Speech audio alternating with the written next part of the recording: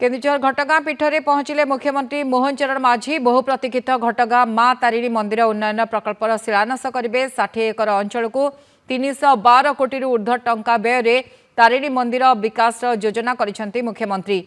मां तारिणी दर्शन करी मंदिर परिसर में भूमि पूजन चलिथिबा चंडीपाठ गीता यज्ञ पूजारे पूर्णाहुति देवे। पूर्णाहुति देवा परे मां तारिणी मंदिर उन्नयन प्रकल्पर शिलान्यास करेंगे। शिलान्यास करने पर मिनी स्टाडियम पड़िया 30,000 ऊर्ध्व लोकों नहीं एक विशाल साधारण सभा आयोजन करा जायछि। सेठाकु जाई मुख्यमंत्री निजर उद्बोधन देवार कार्यक्रम रही। मुख्यमंत्री गस्त को नहीं पूरा घटगां सजई होइछि। श्रृंखला पाई अस्थायी ब्यारिकेड निर्माण करने सहित सुरक्षा व्यवस्था कड़ाकड़ी करने पाखापाखि 50 प्लाटून पुलिस फोर्स मुतयन अछंती।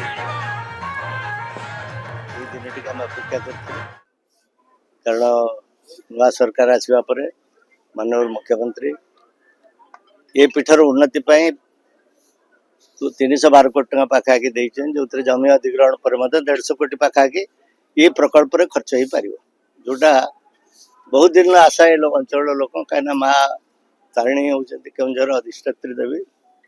ए पीठर विकास यथेष किसी ही नहीं। ये पीठर विकास हेले लोकंकर ये धार्मिक भावना जहाँ अच्छे से आहरी लोक मैंने उद्भूत हे।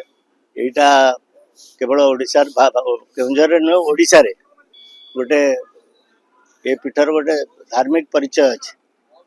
देखु केन्दुझर जिलार अधिष्ठात्री देवी है माँ तारिणी। तांकर होची अजी जो होची भित्ति प्रस्तर स्थापन एवं होची मन भूमि पूजा होची। यति नहीं कि आम आगु दाबी करिए गोटे एमएलए जोड़ा कि सदाबले दाबी करे एवं होचे बारंबार आसमेंट क्वेश्चन करची जे माँ तारिणी उन्नतिमूलक काम करा जाऊ एवं तारिणी उन्नतिमूलक जदि होची केन्दुझर जिले बहुत खनि खादान पैसा आसुची, किंतु होची माँ तारिणी कौन किसी काम होने कि बलदेव ठाकुर किसी होची उन्नतिमूलक काम होने।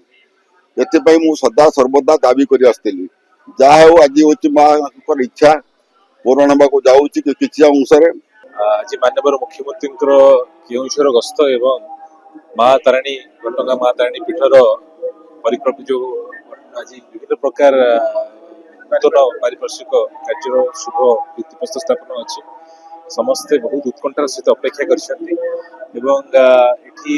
माँ तारिणी केवल केन्दुझर नुह समग्र ओडिशा रे एवं ओडिशा बाहर समग्र देश में अनेक भक्त ये आसती। माँ तारिणी हूँ समस्त आराध्य देवी।